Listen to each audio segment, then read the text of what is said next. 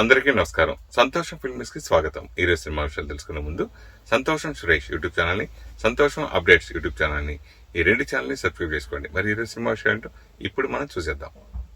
Dress courtesy by KLM fashion mall. Tollywood star hero Allu Arjun, Kollywood sensational director Lokesh Kanagaraj కాంబినేషన్లో భారీ budget movie తెరకెక్కుతున్న సంగతి తెలిసిందే. ఈ సినిమాపై అంచనాలు భారీగా ఉన్నాయి. AI-23 వర్కింగ్ టైటిల్తో తెరకెక్కుతున్న ఈ మూవీపై అంచనాలు ఊహాగందని స్థాయికి వెళ్ళిపోయాయి. ఇంకా షూటింగ్ కూడా మొదలవ్వకముందే కేవలం ఒక చిన్న అనౌన్స్మెంట్ వీడియోతోనే ఈ ప్రాజెక్టు ఇండియన్ సినిమా చరిత్రలో సరికొత్త రికార్డును క్రియేట్ చేసి అందరినీ ఆశ్చర్యపరిచింది. ఈ సినిమా ప్రకటన కోసం విడుదల చేసిన గ్లిమ్స్ వీడియోకు ఇన్స్టాగ్రామ్లో ఏకంగా 3.55 మిలియన్లకు పైగా వ్యూస్ వచ్చాయి. ఇండియాలో ఒక సినిమా అనౌన్స్మెంట్ వీడియోకు ఈ స్థాయిలో సోషల్ మీడియాలో వ్యూస్ రావడం ఇదే మొదటిసారి కావడం విశేషం. సంగీత దర్శకుడు అనిరుద్ రవిచందర్ అందించిన పవర్ఫుల్ బ్యాక్గ్రౌండ్ స్కోర్ ఈ వీడియోను మరో లెవెల్కు తీసుకెళ్లింది. ఆ మ్యూజిక్ వింటుంటేనే ఫ్యాన్స్కు పూనకాలు వస్తూ ఉండటంతో ప్రతి ఒక్కరూ ఆ ఆడియోను వాడుతూ రీల్స్ చేసేస్తున్నారు. ఈ అరుదైన ఘనతను నిర్మాణ సంస్థ మైత్రి మూవీ మేకర్స్ ట్విట్టర్ ద్వారా ప్రకటించింది.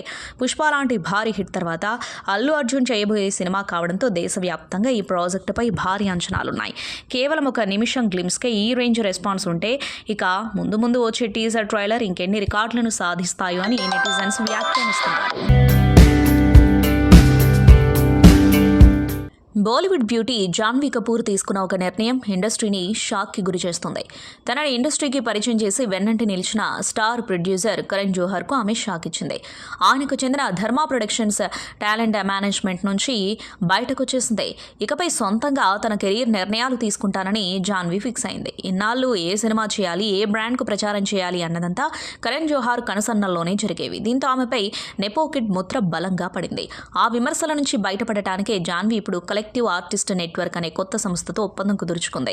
తల్లి శ్రీదేవిలాగే స్వతంత్రంగా నిర్ణయాలు తీసుకుని స్టార్డమ్ సంపాదించాలని ఆమె గట్టిగా నిర్ణయించుకుంది. ప్రస్తుతం జాన్వీ ఫోకస్ మొత్తం సౌత్ సినిమాలపైనే ఉంది. దేవరతో భారీ విజయం సాధించిన ఆమె ఇప్పుడు గ్లోబల్ స్టార్ రామ్ చరణ్ సరసన పెద్దిలో నటిస్తుంది. అంతేకాదు అల్లు అర్జున్ అట్లీ కాంబినేషన్లో రాబోయే భారీ ప్రాజెక్టులలోనూ జాన్వీ పేరు దాదాపుగా ఖరారైనట్లు సమాచారం. బాలీవుడ్ మేనేజ్మెంట్ కు గుడ్ బై చెప్పి సౌత్ పాన్ ఇండియా ప్రాజెక్టులతో కెరీర్ గ్రాఫ్ ను నెక్స్ట్ లెవెల్ కు తీసుకెళ్లాలని జాన్వీ వేస్తున్న స్కెచ్ చూసి ఇండస్ట్రీలో అంతా షాక్ అవుతుంది. కుర్ర హీరోలతో పోటీగా సినిమాలు చేస్తూ వెండి తెరపై సందడి చేస్తున్నారు అగ్ర కథానాయకుడు నాగార్జున. గత ఏడాది 2 చిత్రాల్లో కనిపించి ఆకట్టుకున్న ఆయన ఇప్పుడు తన 100వ సినిమా పనుల్లో బిజీగా ఉన్నారు. ఇందులో సీనియర్ నటి టబు నటించనున్నట్లు ఎప్పటి నుంచో వార్తలు వస్తున్న విషయం తెలిసిందే. తాజాగా ఈ విషయంపై నాగార్జున ఓ ఇంటర్వ్యూలో మాట్లాడారు. తాను టబు ఎన్నో ఏళ్లుగా స్నేహితులమని తెలిపారు. ఆమె ఇండస్ట్రీకి వచ్చినప్పటి నుంచి తెలుసన్నారు. 100వ సినిమా చేస్తున్నా అని తెలియగానే అందులో భాగం కావాలని టబు కోరుకున్నట్లు చెప్పారు. దీంతో ఎన్నో రోజుల నుంచి వస్తున్న వార్తలకు మరింత బలం చేకూరింది. గతంలో వీరిద్దరూ నిన్నే పెళ్లాడతా ఆవిడ మా ఆవిడేలో నటించిన విషయం తెలిసిందే. ఈ సినిమా గురించి నాగార్జున మాట్లాడుతూ ప్రేక్షకుల అభిరుచులు వేగంగా మారుతున్నాయి. మేం వాళ్ళ కోసం ప్రత్యేకమైన చిత్రాన్ని అందిస్తున్నామని అందరికీ తెలియాలి. ఆడియన్స్ వాస్తవికతకు దగ్గరగా ఉండే వాటిని ఇష్టపడుతున్నారు. అందుకే ఇందులో యాక్షన్ సన్నివేశాలు VFX ఆధారంగా కాకుండా రియల్గా ఉండేలా ప్లాన్ చేస్తున్నాం. కథకు తగ్గట్టు సహజంగా దీన్ని రూపొందిస్తున్నామని నాగార్జున తెలిపారు. సూపర్ స్టార్ రజనీకాంత్ నటుడిగానే కాదు వ్యక్తిగతంగానూ ఎందరికో ఆదర్శం. బస్ కండక్టర్ నుంచి సూపర్ స్టార్గా సాగిన ప్రయాణం స్ఫూర్తిదాయకం. రజనీకాంత్ జీవితం తెరపైకొస్తుందంటూ కొన్నాళ్ల క్రితం ప్రచారం జరిగింది.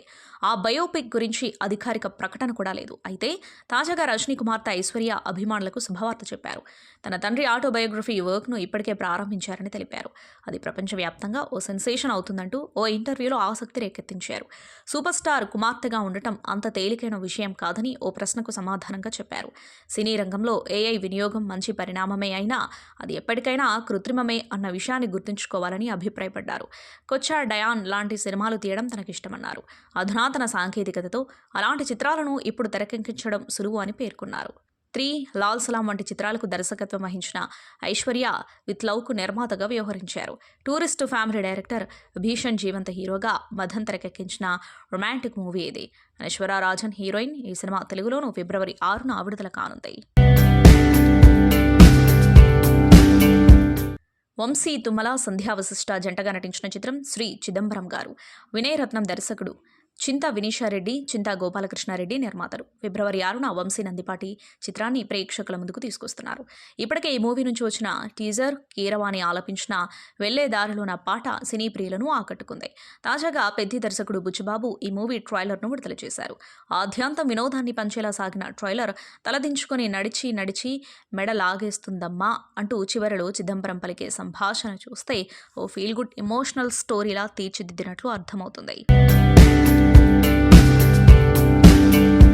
మిల్కీ బ్యూటీ తమన్నా భాటియా తన వ్యక్తిగత జీవితం, ముఖ్యంగా ప్రేమ బ్రేకప్లపై చేసిన కొన్ని వ్యాఖ్యలు ఇప్పుడు సోషల్ మీడియాలో సంచలనం సృష్టిస్తున్నాయి. బాలీవుడ్ నటుడు విజయ్ వర్మతో ప్రేమ, ఆ తర్వాత విడిపోయినట్లు వచ్చిన వార్తలపై పరోక్షంగా స్పందిస్తూ తన జీవితంలో ఎదురైన ఓ బంధాన్ని ప్రమాదకరంగా అభివర్ణించడం తీవ్ర చర్చనీయాంశంగా మారింది.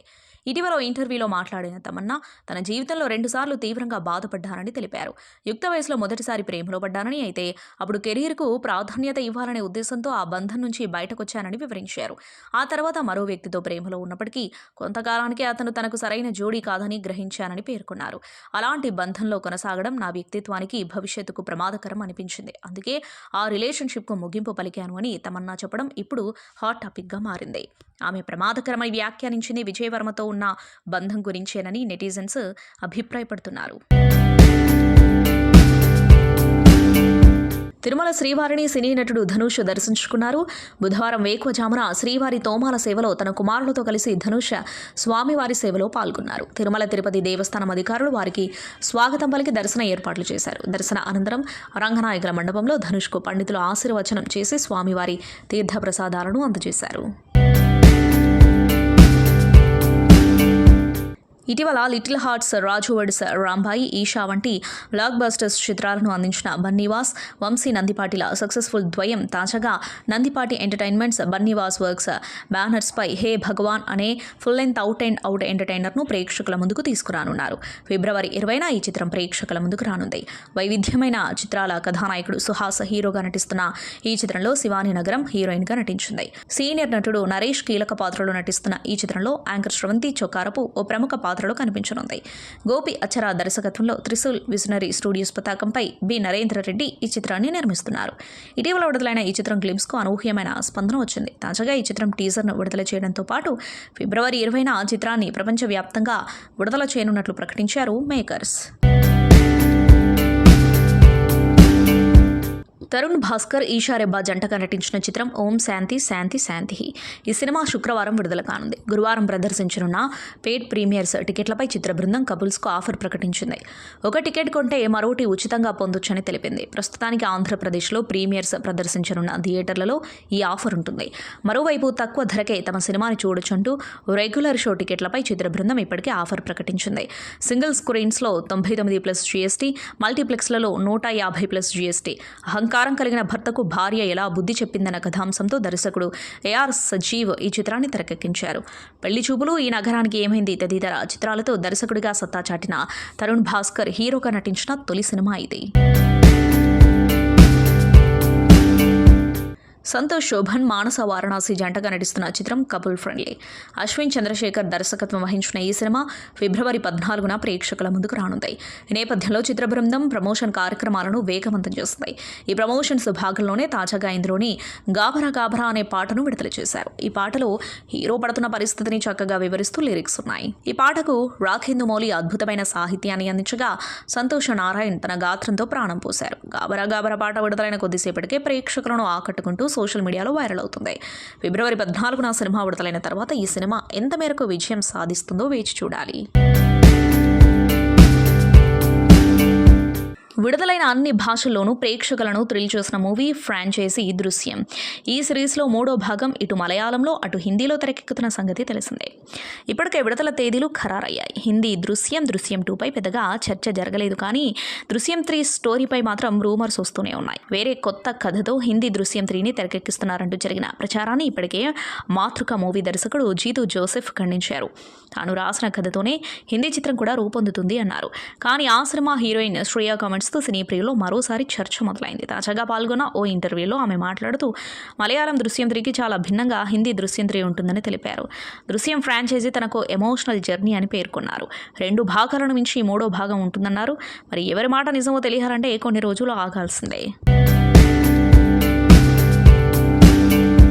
తాను ఇకపై కొత్త ప్రాజెక్టులేవీ అంగీకరించారని రిటైర్మెంట్ ప్రకటించారు గాయకుడు అర్జిత్ సింగ్. ఈ ప్రకటనతో అభిమానులతో పాటు సంగీత ప్రియులంతా ఒక్కసారిగా ఆశ్చర్యపోయారు. అర్జిత్ ఈ నిర్ణయం ఎందుకు తీసుకున్నారంటూ వరుస పోస్టులు పెట్టారు. తాజాగా దీనికి గల కారణాన్ని ఆయన వివరించారు. రిటైర్మెంట్కు ఒక కారణమని చెప్పలేను, చాలా అంశాలున్నాయి. నేను ఎన్నో రోజుల నుంచి ఈ నిర్ణయం తీసుకోవాలని ఆలోచిస్తున్నాను. ఇప్పుడు దీనికి అవసరమైన ధైర్యాన్నంతా కూడగట్టుకుని మీకు వెల్లడించాను. ఒక విషయం అయితే చెప్పగలను, నాకు కొత్తదనం ఇష్టం, అందుకే నా పాటలను కూడా ఎప్పుడూ ఒకేలా పాడను. వేదికలపై వాటి ట్యూన్ మార్చి కొత్తగా పాడుతూ ఉంటాను. సంగీతంలో కొత్త అంశాలు నేర్చుకోవాలి అనుకుంటున్నా. మరో నిజం ఏంటంటే కొత్త గాయకుల పాటలను వినాలి అనుకుంటున్నా. వాళ్ళు కూడా నాకు స్ఫూర్తినిస్తున్నారు. అందుకే కొత్త గాయకుల ప్రతిభను ప్రోత్సహించాలనే ఉద్దేశంతో ఈ నిర్ణయం తీసుకున్నానని అర్జిత్ తన పోస్టులో రాసుకొచ్చారు. గాయకుడి ప్రకటనను మాత్రం సంగీత ప్రియులు జీర్ణించుకోలేకపోతున్నారు. రామకృష్ణారెడ్డి గారు అంతకుముందు ఎప్పటి నుంచో మనకు పరిచయం. సో అద్భుతమైన దృశ్యకావ్యం లాంటి సినిమాలు తీశారు. సో దేవగుడి అనేది ఎలా పేరు ఎందుకు వచ్చింది సార్? ఇది రియల్ విలేజ్ నేమే Devagudi. Basically it is in nearby Jammalamadugu, Kadapa district. So అది ఆ ఏరియాలో మన కంటెంట్కి దగ్గరగా ఉంది కాబట్టి గ్రామీణ వాతావరణం, అలాగే ఒక రాయలసీమ కట్టుబాట్లు ఇవి యాప్ట్ కాబట్టి కొన్ని నిజమైన సంఘటనలు జరిగినాయి కాబట్టి సో దేవగుడి విలేజ్ నేమ్ పెడితే బాగుంటుందని పెట్టాను. శోభన్ బాబు గారితో వచ్చిన దేవాలయం సినిమా పేరు విన్నాం. ఈ సినిమా పేరు విన్నా కానీ ఆ పేరు గుర్తొచ్చింది. అంటే ఆ రిలేటివ్ ఆ బ్యాక్డ్రాప్ సంబంధించి అట్లా ఏదైనా ఉంటుందా? గుడికి సంబంధించి అట్లా ఉండదు, just it is a village name. అవును. ఇప్పుడు ఇంతకుముందు నేను చెప్పినట్టుగా వాస్తవ సంఘటనలతో రూపొందిన నిజ జీవితకు దగ్గరగా ఉండే సంఘటనలో చాలా సినిమాలు అంతకుముందు వచ్చి పోయాయి. ఈ సినిమా ఎక్కడ జరిగింది, ఎప్పుడు జరిగింది, ఆ సంఘటనలు ఏంటి? ఇది గతంలో గతంలో జరిగింది. ఇప్పుడు ప్రజెంట్ ఫ్యాక్షన్ వద్దు, ఫ్యాషనే ముద్దు అనే నినాదంతో ఆ దేవగుడి ఊరిలో ఉన్నటువంటి దేవుడు ఆదినారాయణ రెడ్డి గారు జనరల్గా ఎంకరేజ్ చేస్తున్నారు యూత్ని ఫ్యాక్షన్ జోలికి వెళ్ళొద్దని. అయితే నేను గతంలో జరిగిన ఇన్సిడెంట్స్ని తీసుకుంటూనే ఇప్పుడు నిత్యం జరుగుతున్న ఇన్సిడెంట్స్పై కాన్సన్ట్రేట్ చేయడం జరిగింది. నిత్యం జరుగుతున్నాయి, మేబీ ఎవ్రీడే జరుగుతూ ఉంటుంది ఆల్ ఓవర్ ఇండియాలో. అలాంటి సంఘటనలు ఇందుకు జోడించడం జరిగింది. అభినవ్ సరి గారు, ఫస్ట్ టైం మీరు చేశారంటే ఎవ్వరూ నమ్మరు.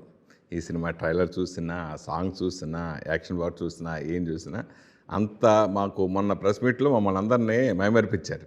సో ఎలా మీ మొదటి సినిమాకి ఇవన్నీ ఎలా చేయగలిగారు ఏంటి? ఏం లేదు సార్, అంటే చాలా రోజుల నుంచి ఒక ఛాన్స్ కోసం వెయిట్ చేస్తున్నప్పుడు ఈ ఛాన్స్ రావడానికి నాకు 12 years పట్టింది. అంటే ఈ దేవగుడి అనే ఛాన్స్ రావడానికి. వన్స్ అది వచ్చిన తర్వాత దాన్ని నించోబెట్టుకోవడానికి ప్రతి ఫ్రేమ్, ప్రతి షాట్ ఇంక ఇదే లైఫ్ అన్నట్టు చేశాను. ఎందుకంటే దీని తర్వాత మీరు ఎంతోమంది చూస్తుంటారు, కొత్త వాళ్ళు వస్తూ ఉంటారు, మళ్ళీ వెళ్ళిపోతూ ఉంటారు. కానీ నేననే అభినవ్ అనే క్యారెక్టర్, ధర్మ అనే క్యారెక్టర్ నాకు ఎప్పుడైతే ఇచ్చాడో, బయటికి వస్తే థియేటర్ నుంచి ఆ ధర్మ అనే క్యారెక్టర్ ప్రతి ఆడియన్స్ మైండ్లో ఉండాలి, ప్రతి హార్ట్కి టచ్ అవ్వాలి అనేది చేస్తుంటారు. మిమ్మల్ని ప్రేక్షకులు అభిమానించాలని అభినవ్ సౌర్య అని పేరు పెట్టుకున్నారా? ఏమో సార్ తెలియదు, కానీ ఐఎమ్ అలా అభిమానించడానికే చేస్తున్నాం మా ప్రయత్నం. సో మీరు అన్నట్టు అభిమానించాలని కోరుకుంటున్నాను. అనుశ్రీ గారు చెప్పండి, మీ ఎంట్రీ ఎలా జరిగింది ఈ సినిమాలు? దేవగుడిలోకి ఎలా ఎంటర్ అయ్యారు? నాకు కాల్ వచ్చింది సార్. కాల్ వస్తే ఆఫీస్కి వెళ్ళాను. సార్ ఆడిషన్ తీసుకున్నారు, స్టోరీ చెప్పారు. స్టోరీ విన్నప్పుడే ఫిక్స్ అయిపోయింది సార్, శ్వేతారెడ్డి క్యారెక్టర్ చాలా బాగుంది. అప్పుడే అనుకున్నా ఈ మూవీ ఖచ్చితంగా సక్సెస్ అవుతుంది అని. అంటే మిమ్మల్ని నేను అంత ఆ రోజు స్టేజ్ మీద చెప్పినట్టుగా మిమ్మల్ని ఎలాగా ఎవరైనా మీరు అంజలిలో ఉన్నారు, కొన్ని లుక్స్లో ఇట్లా అని ఎవరైనా అన్నారా? అన్నారు సార్, చాలా మంది అంటారు. సార్ కూడా అన్నారు. అవునా? అందుకనే ఈ సినిమా అవకాశం వచ్చింది అనుకోవచ్చా? ఓన్లీ వన్ సైడ్ అమ్మాయి యాజ్ ఇట్ ఈజ్ ఉంటుంది. అవును అవును. సో మ్యాక్సిమం మూవీలో కూడా మేము అలాగే వెళ్ళామన్నమాట. కెమెరా యాంగిల్స్ కూడా ఆ యాంగిల్లోనే చూపించారు, మ్యాక్సిమం తీసుకున్నాం అన్నమాట. అవునవును. మీకు వచ్చిన బెస్ట్ కాంప్లిమెంట్ అట్లా? అంతే సార్, అంజలిలో ఉంటాం అన్నారు. తర్వాత మూవీలో అయితే సార్ మాకు చెప్పిన సీన్స్ అవన్నీ 40 days వర్క్షాప్ చేసి ఆల్రెడీ ట్రైనింగ్ ఇచ్చి ఆన్ కెమెరా ముందుకి తీసుకెళ్లారు. అప్పుడైతే సార్ ఒక్కసారి వచ్చి చాలా బాగా చేసావమ్మన్నారు ఒక సీన్. అప్పుడైతే చాలా హ్యాపీ అనిపించింది. సరే నేర్పించి అంతా చేసిన సరే నా ముందుకు వచ్చి బాగా చేసావమ్మా సూపర్ అనేసరికి చాలా హ్యాపీ అనిపించింది. అది ఆ మెమరీ ఇంకా మర్చిపోలేదు. ఎలాంటి క్యారెక్టర్ ఈ సినిమాలు చేస్తున్నారు? శ్వేతారెడ్డి అంటే ఒక లవ్ ఉంటుంది, ప్రేమ ఉంటుంది, ఎమోషన్ ఉంటుంది, ఇంకా డాడీ గారాల కూతురు ఉంటుంది. అన్ని ఎమోషన్స్ ఇందులో ఉన్నాయి ఈ శ్వేతారెడ్డి క్యారెక్టర్కి. దృశ్యకావ్యం సినిమా పరంగా అద్భుతమైన సినిమా అది. సో కమర్షియల్గా ఎలా ఆడిన దాన్ని పక్కన పెడితే టోటల్ చేంజ్ మీలో ఈ సినిమా చేయడానికి, అంటే అసలు ఆ సినిమాకి పొంతం లేదు. సో కొంతమంది దర్శకులు ఒక్కొక్క కోణంలో దాని యాస్పిరెంట్లో వెళ్తూ ఉంటారు, ఆ ఇమేజ్తో వెళ్తూ ఉంటారు. మీ టోటల్ వేరియేషన్ ఈ సినిమాకి ఎందుకు వచ్చింది అంటే? యాక్చువల్గా అప్పుడు ఆ మూవీ తీయడానికి కారణం ఏంటంటే నాకు మైండ్లో ఒకటి మనసున్న మహానటి తీయాలనుకున్నాను. దానికి సంబంధించి చాలా వర్క్ చేశాను. చెన్నైకి వెళ్ళి కొన్ని బుక్స్, నాగిరెడ్డి చక్రపాణి గారు వాళ్ళు రాసింది, అనుబంధం విత్ సావిత్రి గారు. అన్ఫార్చునేట్లీ ఈ లోపు నాకు ఐఎమ్ అన్లక్కీ మ్యాన్, అది పెద్ద ప్రొడక్షన్ హౌస్ నుంచి రావడం, అదే మహానటి. సో అది నేను సరిగ్గా హ్యాండిల్ చేయగలనా లేదా, నేను నా మీద కాన్ఫిడెన్స్ పెంచుకోవడం కోసం తీసిన సినిమా దృశ్యకావ్యం. నా అస్సలు ఇదే దేవగుడే. ఓ అవును, అసలు అసలు నిజ స్వరూపం. Basically I'm from Kadapa. నాకు ఇట్లాంటి యాక్షన్ అంటేనే ఇష్టం. సో భగవంతుడు ఈ రూపంలో నాకు అవకాశం ఇచ్చాడు అనుకుంటున్నా. ఈ సినిమా కర్త కర్మ క్రియ అన్నీ మీరే, అంత బర్డెన్ కాలేదు ఈ సినిమాకి? నాకు మంచి టీం ఉన్నారండి. సో దట్ నాకు అంత ఓన్లీ నేను డైరెక్షన్ మీదే కాన్సన్ట్రేట్ చేశాను. బిఫోరే ఎక్సర్సైజ్ చేశాను. లొకేషన్స్ కావచ్చు, సెట్ ప్రాపర్టీస్ కావచ్చు, మైక్రో లెవెల్ ఆ ప్లానింగ్ కంప్లీట్ అయింది. మా నేను మేనలుడే ఉన్నాడు, is BTech mechanical, Praveen Abbavaram. So ఆయన మొత్తం హ్యాండిల్ చేశారు. అంటే యాక్షన్ బ్యాక్డ్రాప్లో ఎన్నో సూపర్ డూపర్ హిట్ అయిన సినిమా చాలా ఉన్నాయి, కమర్షియల్ సక్సెస్ చాలా ఉన్నాయి. అయితే ఏ సినిమాతో ఈ సినిమా పోల్చుకోవచ్చు అంటే? గతంలో వచ్చిన సినిమాలు, గతంలో వచ్చిన ఫ్యాక్షన్వే. కానీ కొంతమంది అంటున్నారు వివినాయక్ మూవీలో లాగా అనిపిస్తుంది, ట్రైలర్ చూస్తే బి గోపాల్ లాగా కదా మరి. అదే అన్నారు. బట్ ఏమాత్రం పొంతన ఉండదు. గతంలో అంత గొప్ప డైరెక్టర్లు అబౌట్ ఫ్యాక్షన్ మ్యాక్సిమం చూపించారు. నేను ఆ కొన్నాన్ని ఎక్కువ టచ్ చేయలేదు. ఇట్స్ ఏ కంటెంట్ బేస్డ్, కొంతవరకు వస్తుంది. The story will drive the movie. Okay, మీలో దర్శక నిర్మాత రెండు ఉన్నాయి. సో ఏది ఎలా డామినేట్ చేస్తుంది అంటే? నాకు దర్శకుడిగానే డామినేట్ చేస్తూ ఉంటాను నా మైండ్ ఎప్పుడు. క్రియేటివిటీ ఫీల్డ్ అంటే చాలా ఇష్టం. ప్రీవియస్ అనుభవం అంటే ఏం లేదు. నేను శ్రీకాంత్ గారితో మూవీ చేస్తున్నప్పుడే నేను మొత్తం 24 క్రాఫ్ట్స్ మీద ఒక గ్రిప్ తెచ్చుకున్నాను. మోరెవర్ శ్రీకాంత్ హీరో గారు కూడా అన్నారు, భయా నువ్వు డైరెక్టర్ అయితే బాగుంటావేమో అని అన్నారు 2-3 సార్లు. అనుకున్నట్టు అయ్యానేమో మరి తెలియదు.